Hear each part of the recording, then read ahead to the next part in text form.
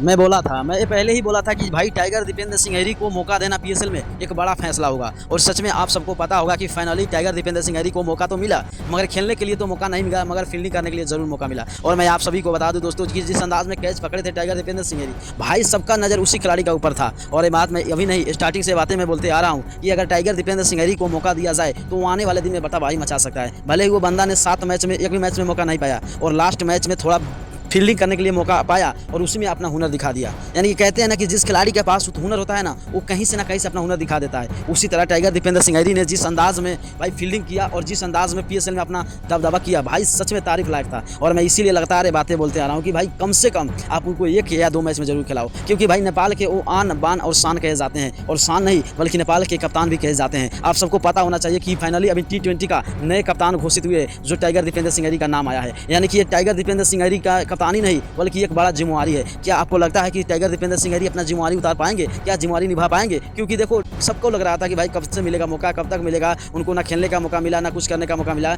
मगर मैं आप लोगों को बता देना चाहता हूं कि आप लोग धैर्य रहिए, क्योंकि आने वाले दिन में टाइगर दीपेंद्र सिंह ये अपने आप को प्रूव करेंगे, अपने आप को साबित करेंगे और सबको दिखलाएंगे कि हाँ यार कप्तानी किस तरह किया जाता है और कप्तानी का क्या भूमिका होता है। अगर आप लोगों को अच्छा लगा हो कि सच में यार टाइगर दीपेंद्र सिंह अच्छे कप्तान बन सकते हैं तो अपना राय जरूर कमेंट करें और हो सकता है इस वीडियो को ज़्यादा से ज़्यादा शेयर करें। धन्यवाद, आप सभी को मिलते हैं नेक्स्ट वीडियो में।